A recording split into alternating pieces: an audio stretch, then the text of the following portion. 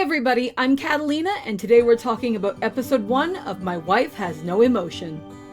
A few weeks ago, a question took over social media. Women were asked, if you were lost in the woods, would you rather be found by a man or a bear? We're not here to talk about that, but instead to pose our own question in relation to the show we're talking about today. Gentlemen, would you rather be found by a woman or by Mina-chan? Answer below. My Wife Has No Emotion does a wonderful job of balancing being a fluffy slice of life rom-com with also having certain hints of investigating different ideas and concepts about what it would be like to actually have a robot that you ended up viewing as a potential romantic partner. And the timing of this show and its overall topics and themes could not be more on point, given the way that the world is right now and some of the things that are happening. We have the situation where there is Candy AI, where men are going and downloading digital girlfriends. We have young women speaking to Dan from ChatGPT. We have a sex scientist going onto Joe Rogan's show and talking about how there are eventually going to be actual functional sex bots and that they are far, far closer than we could ever imagine. This is something that is occurring and that is spreading around the globe. I've seen much commentary on Crunchyroll in the comments section talking about how it's kind of whack that we're talking about this in a Japanese context. But I think that misses the point. This isn't just a Japanese context. We just happen in this circumstance to be discussing it within the context of a Japanese anime. And I think that's really important to remember. Now, stepping aside from the social commentary aspect of this, I can assure you that this is actually a very cute and fluffy show that has a pair of interesting and likable characters at its heart, and I really enjoyed the first episode and I thought that it was really fun. They do a very good job of actually getting us to understand the two characters and the dynamic we are likely going to be seeing from them throughout the season, and that we will hopefully see explored and changed as things progress in small and gradual ways. We definitely get a few of those here, and I really like that aspect of the show. I think it's very interesting to see that Takuma has been through a lot of crap and that he's definitely lonely, and we hear about the fact that he did have a girlfriend at one point and that didn't work out. And it's clear to see that he has been through some stuff, and hopefully we'll get a better look at what that entails as the story progresses. On the other hand, we have Mina-chan, who is our robot partner, who is in this show, and we see a few interesting things about her. We have potential ideas that she may have been tampered with or reprogrammed.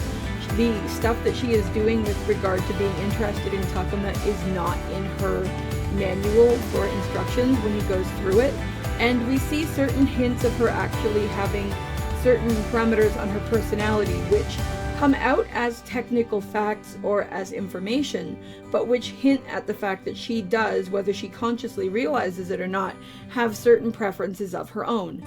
The two best examples I can think of with regard to this are firstly when she decides that Takuma should not be cooking with her because he continually slows down efficiency, or when he tries to crack an egg into a bowl and she finds 2 pieces of shell. And also when we have the scene later in the show where he is getting drunk, and not only does she actually consciously pour 2 beers down the sink, but she then physically forces an entire pitcher of water down Takuma's throat. This is a creature that is not fully non-sentient. There's definitely something here, and something that should be very concerning if the goal is to create what we would assume would be the ideal thing in our modern context. Why do I say that? Because for the most part, from what I hear when I go into conversations about AI companions for people in the real world, the main thing they want is the ability to turn it on when they want it and turn it off when they're done.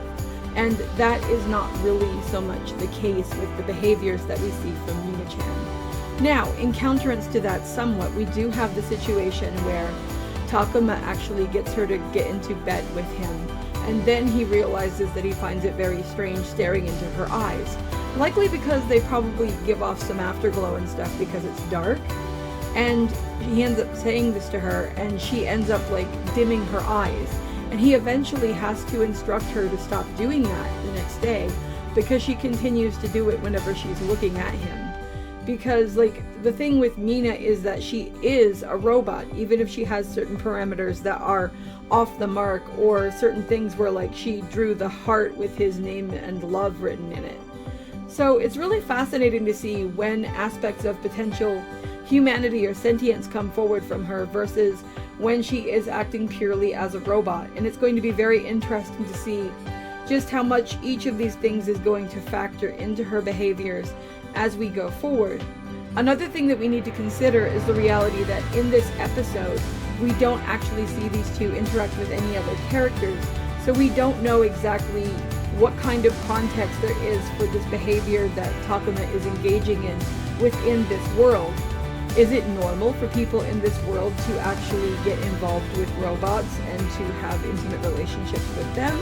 Or are the robots of this world basically like talking microwaves or talking rice cookers? And this is absolutely insane. We're gonna have to wait and find out.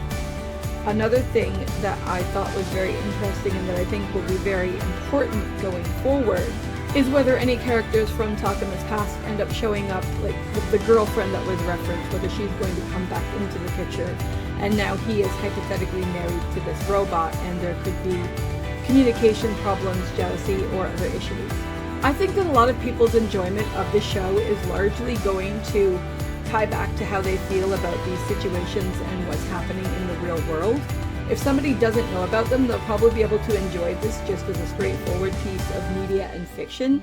If somebody is aware of it, then how they feel about it will definitely have an impact. There are some people who think this is an absolutely incredible opportunity, especially given the fact that with the advent of social media and the lack of direct social communication in the real world, that people have become less good at socializing with other people, and robots could definitely pick up the slack if designed properly. There are other people in different sectors of society who feel that this is an incredibly dangerous idea that could be extremely damaging to the human race long term. Who ends up being correct and what ends up happening, of course, both in this show and in this concept, have yet to be seen, and we will have to wait and see just how fate ends up bearing things out. But it's definitely something that's interesting to consider. One scene that really stood out to me though, and it's the one I used for my thumbnail, is they talk about all this stuff with the relationship and everything, and him wanting her to be his wife and all that. But I mean, like, he asked her to lie down with him, and he doesn't even have a second pillow for her. Now, I mean, he did that on the spur of the moment. I'm not going to sit here and berate Takuma for not having a second pillow. But that image just really stuck with me. And when he was talking about the things that he wanted and the things that a wife would do, all of the things that he talked about ultimately ended up circling back to being about things that would be done for him, which of course indicates part of the reason he probably had trouble with an actual person, and why a robot hypothetically would potentially be better for him, provided it does not gain too much sentience. I'm not trying to slam him or anything, and I think that he actually adequately and accurately represents how a lot of people behave nowadays.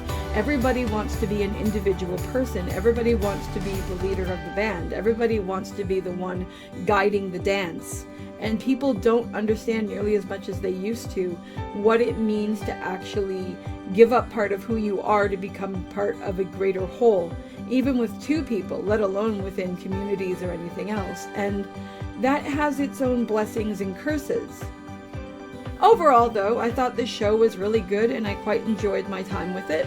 I'm going to look forward to talking more about it. It'll be interesting to see just how much it stays in the light and fluffy category and just how much it actually gives us philosophical or cultural issues to actually further discuss. Anyway, let me know what you guys thought in the comments below. I'd love to know what you guys are feeling as far as this show. And I'll see you guys in the next video. Talk to you later. Bye!